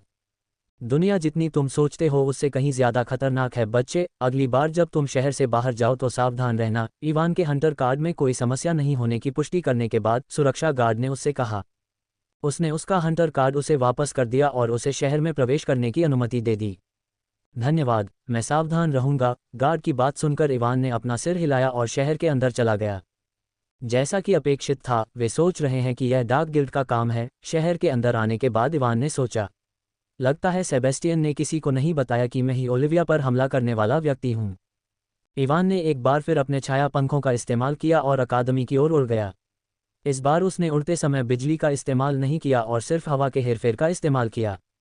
अब मुझे वापस जाकर ओली से डार्क गिल्ड के बारे में जानकारी एकत्र करनी होगी। इवान ने सोचा कि उसने सेबेस्टियन से कहा था कि वह उससे सारी जानकारी एकत्र करेगा। मुझे सेबेस्टियन को ये बताने के लिए भी कोई अच्छा बहाना बनाना होगा कि मैं पिछले 2 दिनों से कहाँ था। सेबेस्टियन के साथ अपने सौदे के अनुसार उसे कल उसे सारी एकत्रित जानकारी देनी थी, लेकिन चूंकि वह ओलिविया को प्रताड़ित करने में व्यस्त था, इसलिए वह इसके बारे में पूरी तरह से भूल गया। जल्द ही इवान अकादमी के सामने उतरा और अंदर चला गया। वह अपने कमरे में वापस आया और सबसे पहले एक लंबा स्नान किया। नहाने और कपड़े बदलने के बाद उसने अपने लिए खाना बनाया। खाना बनाते समय वह उन सभी शैडो अनडेड के कौशल की भी जांच कर रहा था जिन्हें उसने अभी अभी बनाया था। कुछ शैडो अनडेड को ग्रोथ लिंक स्किल की वजह से उनकी रैंक बढ़ने के बाद नए कौशल मिले, लेकिन ये सभी कौशल सामान्य हैं। किसी को भी ग्रहण जैसा अनोखा कौशल नहीं मिला। इवान ने अपने नए शैडो अनडेड के कौशल की जांच करते समय बुदबुदाया। जल्द ही खाना पक गया और इवान ने खाना शुरू कर दिया। खाते समय भी वह बचे हुए शैडो अनडेड के कौशल की जांच कर रहा था। अब वह उन राक्षसों के कौशल की जांच कर रहा था जो भी जो रैंक के थे जब उसने उन्हें मारा था और शैडो अनडेड बनने के बाद उन्हें शक्ति मिली थी। अब तक सभी राक्षस जो भी जो रैंक पर थे उन्हें केवल शक्ति मिली थी, उन्हें ग्रोथ लिंक स्किल की वजह से कोई नया कौशल नहीं मिला था। जब इवान ने अपने लगभग सभी शैडो अनडेड की जांच कर ली थी और रुकने वाला था, तो उसने अंततः अपने बीजो रैंक वाले शैडो अनडेड में से एक के कौशल पैनल में कुछ अच्छा देखा। एस्ट्रोनेक्स, इवान ने आश्चर्यचकित स्वर में कहा जब उसने छाया मरे हुए को देखा जिसका कौशल उसकी आंखों को भा गया। एस्ट्रोनेक्स मिनोटॉर का छाया मरे हुए था जिसे उसने राक्षस स्वर्ग कालकोठरी में मार दिया था। मुझे उम्मीद नहीं थी कि ग्रोथ लिंक कौशल के कारण इसे इतना अच्छा जीवन रक्षक कौशल प्राप्त होगा, इवान ने कहा जब उसने इसके नए कौशल का विवरण पढ़ा। टाइटैनिक लचीलापन, अद्वितीय कौशल सक्रिय होने पर आप सभी आने वाली क्षति के लिए अस्थायी अभेद्यता प्राप्त करते हैं, जिससे आप सभी हमलों को आसानी से अनदेखा कर सकते हैं। हालांकि आप इस अवस्था के दौरान हमला नहीं कर सकते या अन्य कौशल का उपयोग नहीं कर सकते। अभेद्यता की स्थिति 10 सेकंड तक रहेगी और इसका उपयोग हर 3 घंटे में एक बार ही किया जा सकता है। इस कौशल का उपयोग करके एस्ट्रोनेक्स बिना किसी नुकसान के एस रैंकर के हमले का भी सामना कर सकता है। इवान ने इस कौशल की बेतुकीता के कारण थोड़ा चौंकते हुए कहा। उसने एक गहरी सांस ली और कौशल विवरण देखना बंद कर दिया। मुझे लगा कि बीजोर रैंक शैडो अनडेड को केवल एक मिलेगा ग्रोथ लिंक कौशल के कारण शक्ति में वृद्धि, लेकिन एस्ट्रोनेक्स को एक अद्वितीय कौशल प्राप्त करते देखकर मुझे लगता है कि एक नया कौशल प्राप्त करने की संभावना भाग्य पर निर्भर करती है, इवान ने खुद से गहरी सोच में कहा। जल्द ही उसका भोजन पक गया और खाने के बाद वह एक बार फिर अकादमी से चला गया। वह ओली से डार्क गिल्ड के बारे में पूछना चाहता था, लेकिन वह नाथन की वजह से उसे अकादमी के अंदर नहीं बुलाना चाहता था। वह सभी सवाल पूछने के लिए छाया इंद्रियों का उपयोग कर सकता था, लेकिन वह आमने सामने बात करना पसंद करता है। जल्द ही वह पास के एक होटल में पहुंच गया और वहां एक कमरा बुक किया। होटल के कमरे में आने के बाद वह बिस्तर पर बैठ गया और ओली को बुलाया। मास्टर, ओली ने इवान को देखकर उसे प्रणाम किया। इवान ने अपना सिर हिलाया और सीधे उससे डार्क गिल्ड के बारे में सवाल पूछने लगा। उसका पहला सवाल बहुत आसान था, वह डार्क गिल्ड के संपर्क में कैसे आए। ओली के अनुसार कुछ महीने पहले उसे एक पत्र मिला था जिसमें एक संचार क्रिस्टल था। पत्र में लिखा था कि अगर वह एस रैंक तक पहुंचना चाहती है तो संचार क्रिस्टल के अंदर सहेजे गए नंबर पर कॉल करें। उसने पत्र भेजने वाले व्यक्ति को खोजने की कोशिश की, लेकिन कुछ भी नहीं मिल पाया। कुछ देर सोचने के बाद उसने पत्र को जला दिया और क्रिस्टल को अपने स्टोरेज रिंग में रख दिया। आमतौर पर वह क्रिस्टल को भी नष्ट कर देती, लेकिन एजोर रैंक पर पहुंचने के बाद उसे एहसास हुआ कि उसका कोर अपनी सीमा तक पहुंच गया है और वह एस रैंक तक नहीं पहुंच पाएगी। संचार क्रिस्टल प्राप्त करने के बाद अगले 5 महीनों तक उसने ये देखने के लिए कई औषधि और अन्य महंगी दवाइयां आजमाई कि क्या वह अपने कोर की सीमा बढ़ा सकती है, लेकिन सब कुछ आजमाने के बाद भी वह कुछ नहीं कर पाए। अंत में उसने आखिरकार पत्र के साथ प्राप्त संचार क्रिस्टल का उपयोग करने का फैसला किया। और जिस व्यक्ति ने आपकी कॉल का जवाब दिया वह डार्क गिल्ड का कोई व्यक्ति निकला, है ना? इवान ने आलू के चिप्स को अपने मुंह में डालते हुए कहा। हाँ, ओली ने अपना सिर हिलाया। उन्होंने कहा कि वे मुझे एक औषधि भेजेंगे जो मुझे एस रैंक तक पहुंचने में मदद करेगी, और एस रैंक तक पहुंचने के बाद मुझे उनकी मदद करनी होगी। वे तुमसे किस तरह की मदद चाहते थे? इवान ने भौहें चढ़ाते हुए पूछा। उन्होंने कहा कि वे मुझे एस रैंक तक पहुंचने के बाद बताएंगे, ओली ने अपना सिर हिलाते हुए कहा। मुझे लगता है कि तुम्हें एक नज़र डालनी चाहिए। इवान ने अपने मुंह में कुछ और चिप्स डाले और फिर पूछा, वे तुम्हें जो औषधि भेज रहे हैं उसका क्या? क्या ये वही औषधि है जिसका तुमने मरने से पहले सेवन किया था? हाँ, ओली ने सिर हिलाया, थोड़ी शर्मिंदगी महसूस करते हुए। हा, इवान हंस पड़ा जब ओली ने अपना सिर हिलाया। तो तुम उनके द्वारा मूर्ख बनाए गए थे। उस औषधि को पीने के बाद ओलिविया के साथ जो हुआ उसे देखकर यह स्पष्ट था कि यह ऐसी चीज़ नहीं थी जो लोगों को एस रैंक तक पहुंचने में मदद कर सकती है। मुझे लगता है कि उन्होंने मुझे ए+ रैंक के शिकारियों पर उस औषधि के प्रभाव को देखने के लिए एक परीक्षण डमी के रूप में इस्तेमाल किया। ओली ने इवान को हंसते हुए देखा। उनका मेरी मदद करने का कोई इरादा नहीं था, वे बस ए+ रैंक के शिकारी पर उस हिस्से का प्रभाव देखना चाहते थे। इवान ने हंसना बंद कर दिया और अपना सिर हिलाया। उसने भी यही सोचा। मैं उस कुतिया को बताना चाहता था कि उसे बेवकूफ़ बनाया गया है और उसका चेहरा देखना चाहता था। बहुत बुरा हुआ कि वह पहले ही मर चुकी है, इवान ने अफसोस भरी आवाज़ में कहा और एक और चिप अपने मुंह में फेंक दी। वैसे, इवान ने ओली की तरफ देखा, क्या तुम्हें गुस्सा आ रहा है कि तुम्हें बेवकूफ़ बनाया गया? उसे आश्चर्य हुआ कि क्या उसके छाया मरे हुए लोग इस बात पर गुस्सा महसूस करेंगे कि जब वे जीवित थे तो उनके साथ क्या हुआ था। मुझे गुस्सा क्यों आएगा? यह मैं नहीं था जिसे उन्होंने बेवकूफ़ बनाया था, ये बिच ओलिविया थी जिसे उन्होंने बेवकूफ़ बनाया था, ओली ने तुरंत जवाब दिया। ओलिविया के साथ अपने सभी संबंध तोड़ दिए। हालांकि इवान के पास उसके बेशर्म जवाब को सुनने के बाद कहने के लिए बहुत कुछ था, उसने अपना मुंह बंद रखने का फैसला किया। जब आपने उस संचार क्रिस्टल का इस्तेमाल किया तो आपका कॉल किसने उठाया था? ये सेरा नाम की एक महिला थी, ओली ने निश्चितता के साथ कहा। ओह, सेरा का नाम सुनते ही इवान की आंखों में एक ठंडी रोशनी चमक उठी। क्या आप उसके बारे में कुछ जानते हैं? मैंने उससे बस कुछ ही बार बात की है, इसलिए मुझे उसके बारे में ज़्यादा नहीं पता, ओली ने अपना सिर हिलाते हुए कहा। उसने मुझे जो बताया उसके अनुसार वह एक एस रैंक की शिकारी है, और जिस तरह से वह बात करती है उससे मुझे लगता है कि वह एक कीमियागर है। एक कीमियागर हो, इवान ने सोचा, ये सोचकर कि एक एस रैंक की कीमियागर जल्द ही उसकी छाया सेना में शामिल हो जाएगी। मास्टर, कुछ दिन पहले जब मैंने उसे कॉल किया तो मैंने गलती से उसे बात करते हुए सुना किसी से। ओली ने अचानक इवान का ध्यान आकर्षित करते हुए कहा। तुमने क्या सुना? इवान ने ये सोचकर प्रत्याशा में पूछा कि उसे आखिरकार कुछ उपयोगी जानकारी मिलने वाली है। जब मैंने कुछ दिन पहले उसे फ़ोन किया तो मैंने उसे किसी से बात करते हुए सुना। वह इन्फर्नो डंगॉन और किसी को मारने के बारे में कुछ बात कर रही थी। इन्फर्नो डंगॉन। इवान ने डंगॉन का नाम सुनते ही भौहें चढ़ा दीं। इन्फर्नो डंगॉन। इवान ने भौहें उठाईं और ओली को जारी रखने का संकेत दिया। जब मैंने कुछ दिन पहले उसे फ़ोन किया तो मैंने उसे किसी से बात करते हुए सुना, ओली ने आगे कहा। वह कह रही थी कि हंटर्स एसोसिएशन की विशेष इकाई के एक सदस्य को इन्फर्नो डंगॉन के बारे में पता चला है। उस व्यक्ति को एलिजा नाम के किसी व्यक्ति ने मार दिया था और उन्होंने उसके शरीर पर नकली घाव बनाए और उसकी मौत का दोष राक्षस पर मर दिया। ओली ने ये कहते हुए रुक गई और संकेत दिया कि उसे और कुछ नहीं पता। इवान ने ओली की कही गई बातों पर विचार किया और अचानक उसे याद आया कि एलुसिया ने उसे दुर्गंधयुक्त मियाज्मा के बारे में क्या बताया था।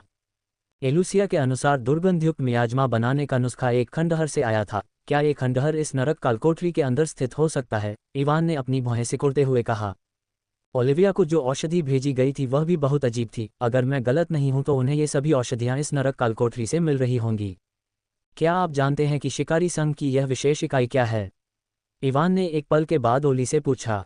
मैंने उनके बारे में सुना है, ओली ने सिर हिलाया। अगर मैं गलत नहीं हूं तो वे शिकारी संघ की सबसे शक्तिशाली इकाई हैं। केवल बीजोड़ रैंक या उससे ऊपर के शिकारी ही इसमें शामिल हो सकते हैं। इवान ने जब उसकी बात सुनी तो वह हैरान रह गया। अरोड़ा दुनिया में बहुत से लोग बीजोड़ रैंक तक नहीं पहुंच पाते। अधिकांश लोग सी रैंक तक पहुंचने के बाद आगे बढ़ना बंद कर देते हैं। इसलिए एक विशेष इकाई जिसमें आप केवल बीजोड़ रैंक तक पहुंचने के बाद ही शामिल हो सकते हैं, उसके लिए पूरी तरह से अप्रत्याशित है। इवान ने कहा और मुस्कुराया। ठीक है, चूंकि यह एक विशेष इकाई है इसलिए यह मेरे लिए चीज़ों को बहुत आसान बना देगी। ओली ने जो कुछ कहा उससे वह ये निष्कर्ष निकाल सकता है कि विशेष इकाई के एक व्यक्ति को डार्क गिल्ड ने मार दिया था, और चूंकि वह विशेष इकाई का सदस्य था इसलिए यह पता लगाना मुश्किल नहीं होगा कि वह कहाँ मरा। बेशक उसके पास ये जांच करने की शक्ति नहीं है कि वह व्यक्ति कहाँ मरा, लेकिन वह किसी ऐसे व्यक्ति को जानता था जो मामले की जांच कर सकता है। एक बार सेबस्टियन को पता चल जाए कि यह व्यक्ति कहाँ मरा तो हमें बस उस क्षेत्र में इस नरक कालकोठरी को खोजने के लिए इधर उधर देखना होगा। इवान ने ठंडे स्वर में मुस्कुराया और अपना फ़ोन निकाला। उसने सेबस्टियन को कॉल किया। जिसने फ़ोन नहीं उठाया उसका फ़ोन उठाने के लिए बहुत देर तक इंतजार करना पड़ा। क्या तुम अभी भी जीवित हो? इवान ने सेबेस्टियन की हैरान करने वाली आवाज़ सुनी जैसे ही उसने उसका कॉल उठाया। क्या तुम्हें लगा कि मैं उसके द्वारा मारा गया हूँ? इवान ने स्पष्ट आवाज़ में पूछा। तुम पिछले 2 दिनों से लापता थे इसलिए मुझे लगा कि तुम उसके खिलाफ लड़ते हुए मर गए, सेबेस्टियन ने स्पष्ट रूप से नाराज़ स्वर में कहा। वह कल से ही उसके कॉल का इंतज़ार कर रहा था, लेकिन उसने अभी अभी उसे कॉल किया। वह एक मुश्किल व्यक्ति थी। मुझे उससे जानकारी निकालने के लिए उस पर अतिरिक्त मेहनत करनी पड़ी। यही वजह है कि मुझे तुम्हें कॉल करने में इतना समय लगा।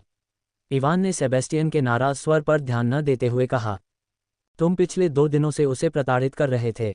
सेबेस्टियन ने अवाक आवाज़ में पूछा। वह अवाक महसूस कर रहा था। तुम ही थे जिन्होंने मुझसे उससे सारी जानकारी हासिल करने के लिए कहा था। अगर तुम नहीं होते तो मुझे उसे 2 दिन तक प्रताड़ित नहीं करना पड़ता, इवान ने गंभीर स्वर में कहा। ऐसा लग रहा था जैसे उसने सेबेस्टियन की वजह से उसे 2 दिन तक प्रताड़ित किया हो। सेबेस्टियन उसकी बात सुनकर एक पल के लिए चुप हो गया। उसे नहीं पता था कि उसे कैसा महसूस करना चाहिए जब उसे पता चले कि इवान ने उसकी वजह से किसी को 2 दिन तक प्रताड़ित किया। लेकिन उसने जल्द ही अपना सिर हिलाया और वह सवाल पूछा जो उसके लिए मायने रखता था। मुझे लगता है कि आपको एक नज़र डालनी चाहिए। क्या आपको उससे कोई उपयोगी जानकारी मिली? मुझे उससे कुछ उपयोगी जानकारी मिली, इवान ने कहा और उसे सब कुछ बताया कि ओलिविया डार्क गिल्ड के लिए क्यों काम करती थी और उसे कैसे बेवकूफ़ बनाया गया। उसने उसे इन्फर्नो कालकोठरी और स्पेशल यूनिट के व्यक्ति की मौत के बारे में भी बताया। तो एक संभावना है कि यह इन्फर्नो कालकोठरी वह जगह है जहां से उन्हें वे सभी अजीबोगरीब औषधियां मिली, सेबेस्टियन ने उसकी बात सुनने के बाद कहा। हाँ, इवान ने कहा, भले ही यह सिर्फ एक अनुमान है, संभावनाएं बहुत अधिक हैं। सेबेस्टियन एक पल के लिए चुप हो गया। कुछ देर बाद उसने कुछ ऐसा कहा जो उसे परेशान कर रहा था। तुमने कहा कि उन्हें एक खंडहर से दुर्गंधयुक्त मियास्मा की रेसिपी मिली। तुम्हें पता होना चाहिए कि एक बार जब तुम खंडहर को साफ कर दोगे तो वे कालकोठरी से गायब हो जाएंगे, लेकिन चूंकि वे उस कालकोठरी को छिपाने की कोशिश कर रहे हैं तो क्या ऐसा हो सकता है कि उस कालकोठरी के खंडहरों का बार बार इस्तेमाल किया जा सके? सेबेस्टियन की बात सुनकर इवान एक पल के लिए भ्रमित हो गया, लेकिन एक पल के बाद उसे आखिरकार एहसास हुआ कि वह क्या कहना चाह रहा है। क्या तुम कह रहे हो कि वे उस कालकोठरी के खंडहरों को बार बार साफ कर सकते हैं जैसे लोग सामान्य कालकोठरी को साफ करते हैं, और हर बार जब वे खंडहर को साफ करते हैं तो उन्हें दुर्गंधयुक्त मियास्मा या अन्य चीज़ों की रेसिपी के समान इनाम मिलता है? यही एकमात्र कारण है जिसके बारे में मैं सोच सकता हूं जो उन्हें उस कालकोठरी को अन्य लोगों से छिपाने की पूरी कोशिश करने के लिए प्रेरित करेगा, सेबेस्टियन ने गंभीर स्वर में कहा। खंडहरों को साफ करने का इनाम कालकोठरी को साफ करने के इनाम से कहीं ज्यादा कीमती है, इसलिए यह आश्चर्य की बात नहीं थी कि सेबेस्टियन इस मामले को लेकर इतना गंभीर था। इवान भी अपने मन के फल के बारे में सोचने से खुद को रोक नहीं पाया, जो उसे वर्डेंट वाइल्ड्स कालकोठरी के खंडहरों को साफ करने के बाद मिला था।